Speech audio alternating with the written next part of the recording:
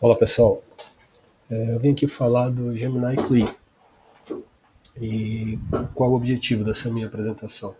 Mostrar como essa ferramenta, dentre outras, né, pode estar revolucionando a produtividade no desenvolvimento de software através desses agentes de programação. E o Gemini Clip é só um deles, como eu vou falar aqui durante a apresentação. Bem, minha motivação no estudo dessas ferramentas de IA ultimamente tem sido no sentido de buscar ganhos de tempo e produtividade, né, nos mais variados âmbitos possíveis da vida. Tenho estudado bastante sobre isso nos últimos tempos. E essas agente coding tools têm chamado muito a minha atenção. Daí veio a motivação para essa apresentação. A principal diferença que se a gente tem em relação ao que a gente já tem hoje integrado à nossa IDE é que eles têm assim, um entendimento profundo não só do contexto, mas de toda a sua base de código. Já é fantástico ver a IA adivinhando o resto, né, do nosso código enquanto confirmamos dando tab. Né? Mas os agentes proporcionam recursos bem mais poderosos de criação de novas funcionalidades no seu sistema, né? Ou de inclusão de novos recursos, né? Que não eram possíveis anteriormente, pelo menos não neste nível. Né? E no fim, assim, isso tem me chamado muita atenção, porque, como eu falei, se eu tenho essa meta de ganhar tempo, né, ganhar mais produtividade, né, essa é a tendência que a gente está vendo, pelo menos no mercado. Né? Inclusive, até mesmo esses slides aqui foram gerados com o auxílio do Gama. Né? Eu medi o texto, botei aqui, ele organizou e foi só ajeitando uma coisinha aqui e acolá. E assim, uma coisa que eu já aviso já de antemão é que, assim, a IA está evoluindo de uma forma tão absurda, né, que, assim, parece que em um ano, em termos de IA, parece que foi uma década de tanta coisa que aparece, né? E, assim, eu já alerto que o que eu estou tratando aqui certamente vai ficar desatualizado em pouco tempo. Por exemplo, eu comecei testando o Gemini Clean na versão 0.1.22, né? E hoje, no momento que eu estou gravando esse trecho desse vídeo, dia 23/9, ele já está atualizado para 0.5.5. Né? E assim, essa é só uma de centenas de ferramentas que vem surgindo aí. E a gente vê como é absurdo como elas estão cada dia melhores. Né?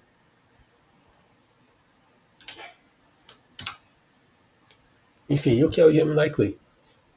Ele é um agente de programação, né? Como eu falei, também conhecido como uma ferramenta de programação agêntica.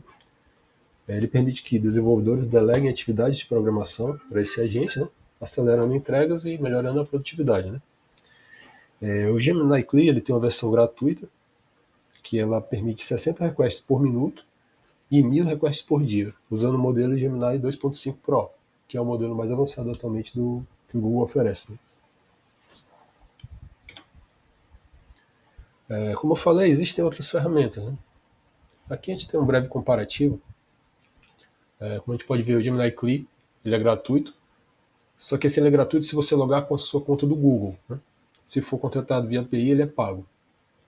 E exatamente por isso foi o que eu testei, que eu não pretendo pagar nenhuma dessas ferramentas. Temos também o OpenAI Codex, né, o famoso OpenAI, que ele é pago. Ele está usando um modelo realmente foi muito elogiado. Acho que na última avaliação que eu vi da LLM Arena, ele tinha conseguido um avanço assim absurdo em relação aos outros. Né? Tá essa corrida, né? Um querendo perseguir o outro. Ou seja, ele está usando agora o GPT-5 Codex. Né? Tem o Cloud Code, muito conhecido também por suas ferramentas para desenvolvedores, né? Mas ele também é pago. E eles têm vários desses modelos. Tem o Opus, Sonnet e o Haiku. E também eu cheguei a ver que tem o chinês, esse o Qwen Code, né? Que ele é gratuito, né? Usa o modelo Qwen 3 Coder. E interessante que ele é um modelo adaptado do Gemini Clay. Não sei de que forma isso ocorre, mas enfim, ele é dessa forma. Além disso, tem um que está sendo também muito falado, que é o Google Julius. Ele é um assistente assíncrono, mas é ainda experimental. Mas assim, eu imagino que no futuro talvez ocorra uma conversão, né, entre ele e o Gemini Clay. Instalação e comandos básicos. Né? Para instalar o Gemini, basta rodar esse comando aí, npm install. Se estiver no Linux, pode ser que você precise dar um sudo, né, como ocorre em alguns casos. Depois de instalado, para executar, basta digitar Gemini Então ele vai pedir uma autenticação, que pode ser ou com sua conta do Google, nesse caso é free, né? Que é o caso a situação que eu utilizei aqui, para não pagar nada, ou via API, que nesse caso aqui é contratado para contas corporativas, né? Imagino eu. E aí são alguns comandos básicos, né? Arroba para referenciar arquivos, exclamação se quiser executar comandos direto do Gemini. E aí tem uma lista de comandos direto da documentação do GitHub.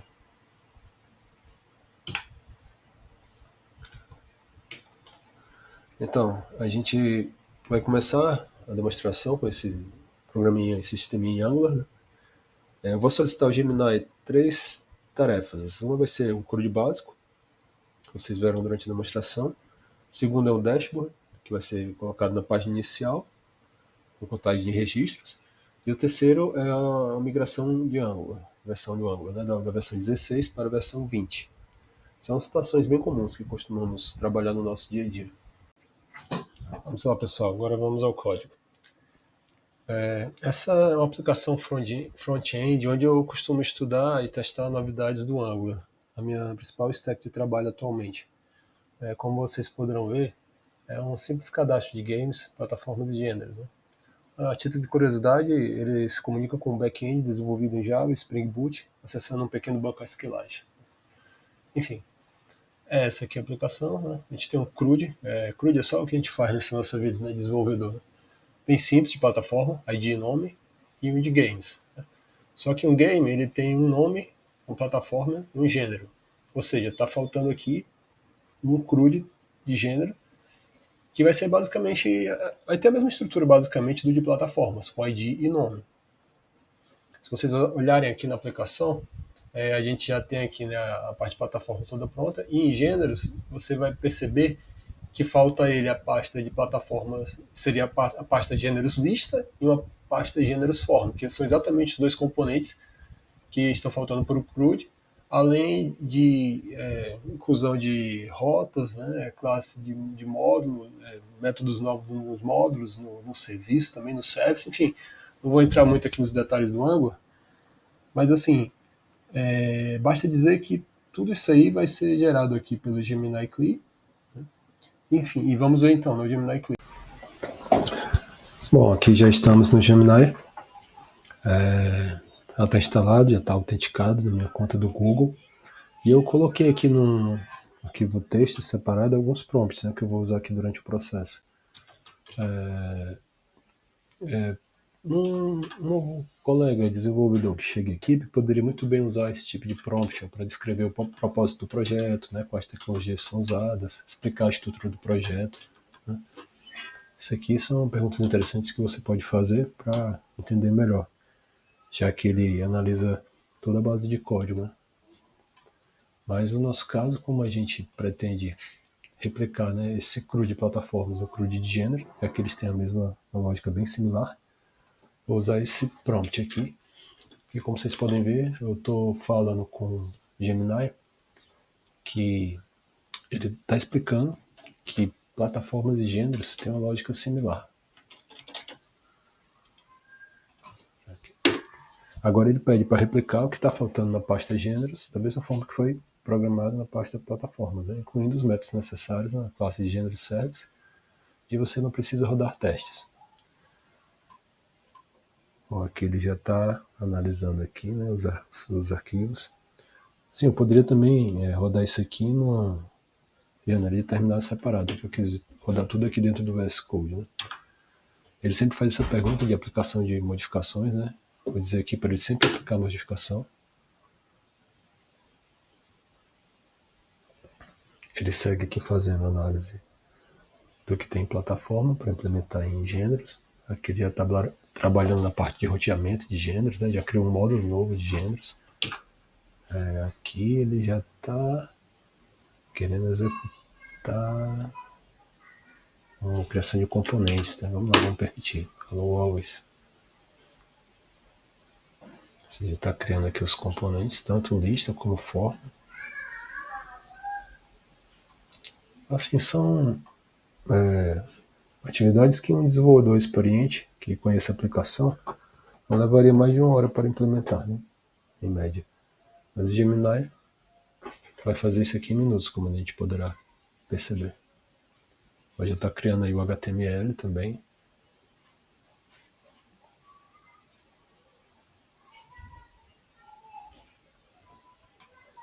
Criando tanto da parte do formulário como da parte de lista.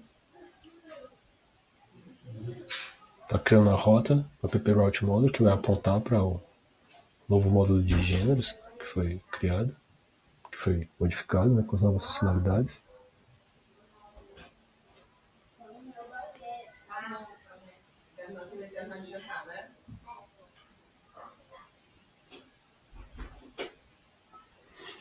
Ele está indo além, ele está colocando até o link de gêneros para o app Component no HTML. E agora vamos lá, ele vai npm start. Na verdade é que eu não sei porque ele está dando esse npm install, porque já estava tudo instalado, mas enfim, vou deixar rolar aqui para ver.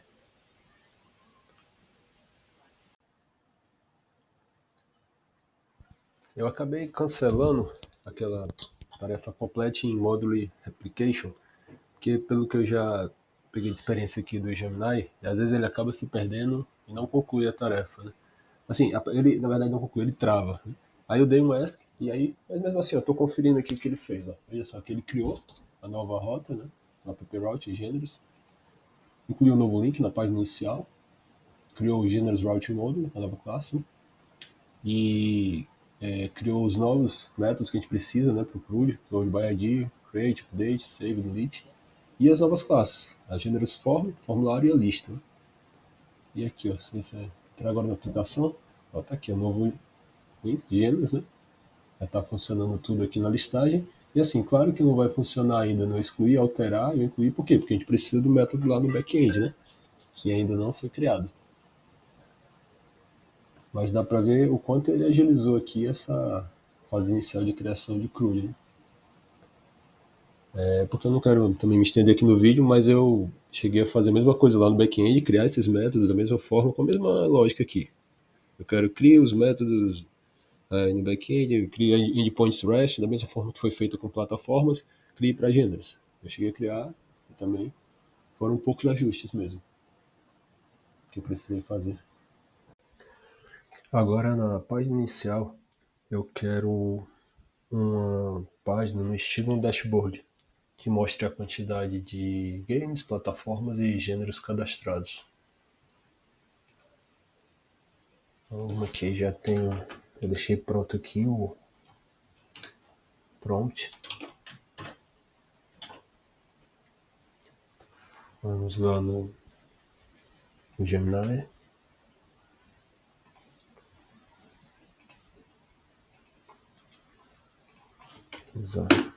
Create a dashboard-like panel in the homepage that shows the total of games, genres and plataformas. Vamos lá, ele vai ter que mexer na app component, né? Já está lendo o arquivo, analisando.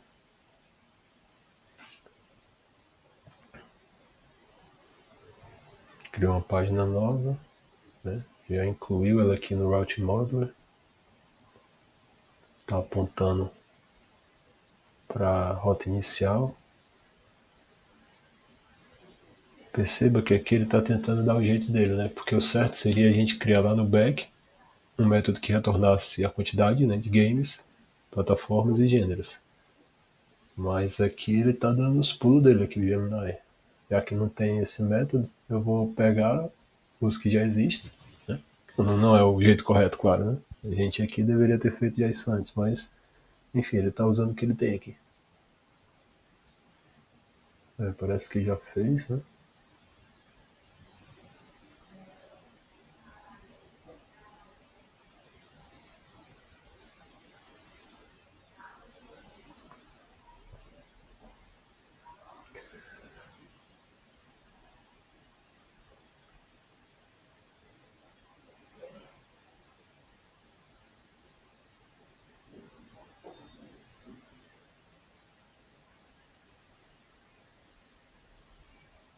Pronto, essa é a parte aqui que ele meio que geralmente ele trava, sim. Quando tem esse next steps aqui, eu tô vendo que ele tá tentando rodar. Ou será que rodou, né? Vamos ver aqui. Aí que ele já rodou e eu nem. Ah, já tá pronto, olha só. Tá aqui o dashboard. 639 games, 9 gêneros, 11 plataformas. Ou seja, em poucos minutos aqui, acho que não foi nem 2 minutos, né? Ele criou. Agora vamos ver uma nova situação. Não mais a inclusão de uma nova funcionalidade no sistema, mas a sua migração do Angular 16 para o 20. Este trecho do vídeo teve a velocidade acelerada para 2x. Este processo de migração já foi bem mais trabalhoso nas versões iniciais do Angular, mas ainda assim costuma demorar por conta das incompatibilidades que vão surgindo com pacotes já existentes. Pois então, vocês podem ver que logo de início o Gemini orientou que era necessário instalar o Node 22 para que todo o processo funcionasse com sucesso, o que fizemos antes de solicitar a migração. Percebam também que o próprio agente vai encontrando os erros e procurando soluções. Ou seja, todo o trabalho que nós desenvolvedores temos que fazer, só que bem mais rápido. Logo no início, ocorre um erro por falta de permissão sudo, o que faz ele tentar outra forma. Migrações em Angular se dão versão por versão, ou seja, da 16 para 17, 17 para 18 e assim por diante. Não há como migrar direto do 16 para o 20. Por isso, ele também pede permissões para dar commit no Git, visto que o repositório tem que estar limpo para o passo seguinte. No final, ele roda o npm build e verifica que é necessário modificar o tsconfig.json. Durante o processo, ele tenta resolver algumas incompatibilidades, né, com o --force ou atualização de um pacote em específico, como foi o caso do NGX Bootstrap. No final do vídeo, eu pulei o npm run test para o vídeo não ficar ainda maior. E concluindo, a migração de 4 versões Angular ocorreu em menos de 10 minutos, algo que levaria horas, ou quem sabe até dias, dependendo da experiência do desenvolvedor.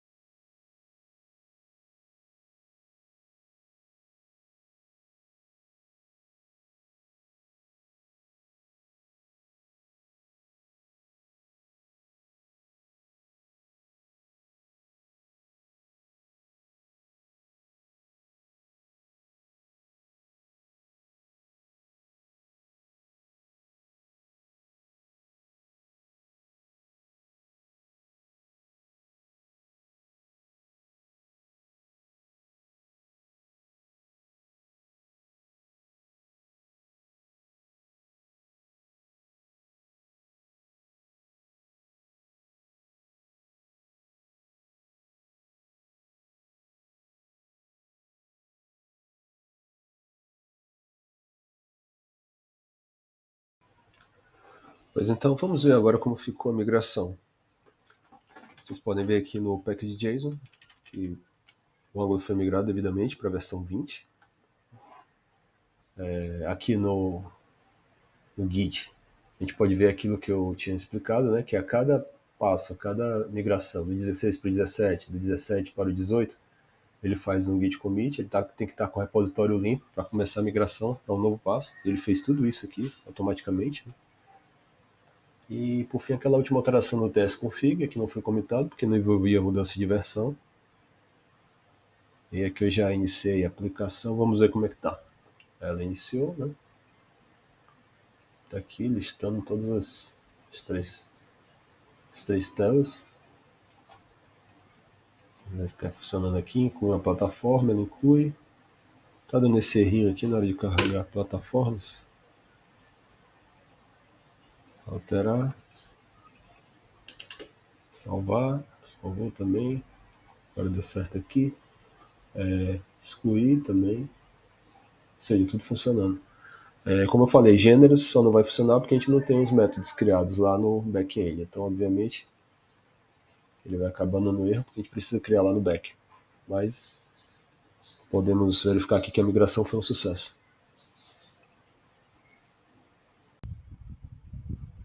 Bom, seguindo aqui na nossa apresentação, mas ainda um complemento sobre a demonstração que a gente viu, eu cheguei a solicitar também o relatório em um gráfico, mas não deu certo, apesar do que eu só tentei uma vez. Talvez se tivesse tentado outras vezes tivesse funcionado, né? Assim, em defesa do Gemini CLI, nesse caso, eu deveria ter endpoints já apropriados criados no back-end para isso, né? É algo que eu não tinha e também não quis, né, criar para não estender muito o vídeo. Uma coisa que funcionou muito também nem foi a migração para a nova estrutura de fields do Angular, que também acabei não mostrando. A atualização desse código em um projeto grande propiciaria um enorme ganho de tempo, certamente. Mas vamos voltar aqui aos slides, né? Human in the loop sempre. A gente tem que realmente encarar a realidade, né? Não dá para, todo mundo já sabe, não dá para confiar em tudo que a IA faz. Certas refatorações que eu solicito para a IA, integradas ou não à IDE, quebram totalmente a lógica. E eu não acho que os agentes poderão resolver até essas situações mais complexas. Uma realidade em que você dá uma ordem e o sistema ficará pronto exatamente do jeito que você quer, não existe. Pelo menos não ainda, né? Eu tentei rodar esses comandos que eu mandei para o Gemini CLI dentro do GitHub Copilot Chat do VS Code, né? E ele se perdeu na maioria das vezes. Deu para perceber que o Gemini CLI se mostra bem mais confiável, quase sempre atendendo a minha ordem, ou pelo menos implementou 80 a 90% do que eu esperava. No final, né, sempre vai ser necessário um desenvolvedor minimamente experiente, pois haverá ajustes a fazer, depths a tratar, né? O código sempre deverá ser revisado. A IA ainda se perde em vários momentos. Alucinações e imprecisões poderão ocorrer. Mas ainda assim, eu entendo que o ganho de produtividade tende a ser enorme pela colaboração, né, que é proporcionada nesse arranque inicial. Bom, vamos entrar agora numa área mais filosófica, né, digamos assim. Assim, eu não sou especialista no assunto, né? Eu apenas tenho pesquisado e tentado me aprofundar em algo que me parece bem revolucionário. Muito pelo poder que isso pode ter de mudar a forma que trabalhamos, né? Mas junto a isso vem surgindo reflexões bem profundas. Eu entendo que isso pode ser assustador para alguns colegas de profissão, né? Seja por medo de perder a profissão para um IA, seja por uma resistência de mudar a forma com que ele tem trabalhado durante toda a sua vida, né? Mudar hábitos antigos costuma ser difícil. Essa é essa frase que ficou na minha mente em tudo que eu tenho pesquisado ultimamente, né? Sacrifice knowledge for speed, né? É a escolha de sacrificar conhecimento por velocidade. Que bom que foi rapidamente resolvido aquele defeito na linha 25, né? Mas melhor ainda é encontrar um tempo para entender o porquê. Por muitas vezes é inevitável, né? Às vezes você realmente só precisa resolver aquele problema o quanto antes, né? Por conta de tanta cobrança, de tanta correria que costuma se ter no trabalho, né? Mas fica o questionamento, assim. Se eu não digitei nada e deixei a IA fazer tudo por mim, o quanto eu realmente aprendi daquilo, né? E sempre é bom tentar aprender. Isso acaba criando um risco de devs júniors, né, não evoluírem e permanecerem júniors para sempre, né? Um desenvolvedor, ele não aprende lendo um livro ou assistindo um tutorial no YouTube, né? Ele aprende digitando. Assim como se aprende a dançar, jogar futebol ou melhorar sua condição física vendo vídeos de academia, né? Ou seja, há situações em que o código vai ser gerado pelo IA e só um dev experiente vai notar que aquela não é a melhor solução, né? Por isso eu penso que é importante usar as facilidades que a IA nos tem proporcionado para também potencializar o nosso aprendizado, né?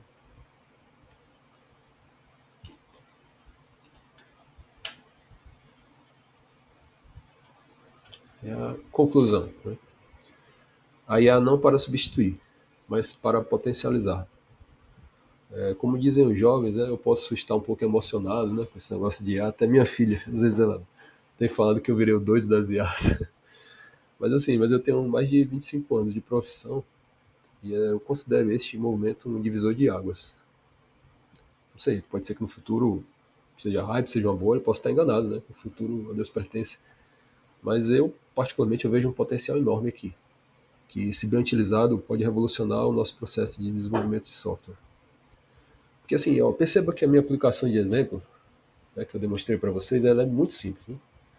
Mas o Gemini CLI está na versão 0.6.1. Na verdade, esse slide já está desatualizado, porque quando eu estou falando isso aqui, no momento que eu estou falando isso aqui, no dia 25 de setembro, né, ele está na 0.6.1 e o slide ainda estava na 0.5.5, né? Ou seja, imagina o que essa ferramenta, ou essas ferramentas, né, podem fazer daqui a 1 ou 2 anos, da forma como esse mundo tem evoluído tão rapidamente, né? É muito impressionante ver o que já se consegue fazer, sendo que estamos ainda nas versões iniciais delas, né? A produtividade, o ganho de tempo vai evoluir bastante. Isso é o que eu mais quero para mim e eu acho que também é o que as empresas também querem para seus quadros funcionais, né? E assim, de tudo que eu tenho acompanhado, que eu estou pesquisando, tentando me atualizar, eu posso afirmar que o uso dessas ferramentas agênticas já é uma realidade nos grandes projetos de desenvolvimento mundo afora, né? E assim, eu finalizo com essa frase aí do Denis Hassabis, né? Que o cara é simplesmente prêmio Nobel, né? Em 2024, cofundador da DeepMind, neurocientista, né? É, numa entrevista que eu acompanhei dele, quando ele fala sobre programadores preocupados com seus trabalhos, né? Para a próxima era, para os próximos 10 anos, teremos pessoas que abraçarão essas tecnologias como se fossem entidade só. Os melhores programadores serão ainda melhores, quem sabe até 10 vezes melhores, sendo detentores de experiência para checar se o código produzido pelo IA está realmente bom ou adequado.